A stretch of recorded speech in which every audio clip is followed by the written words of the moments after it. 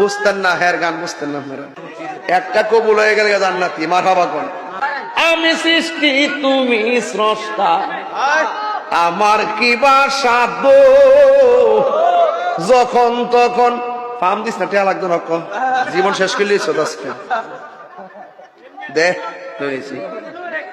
আমি সৃষ্টি তুমি স্রষ্টা, আমার কি বা সাধ্য, যখন তখন উইরা যাইতে শানকলাবাসী বাধ্য,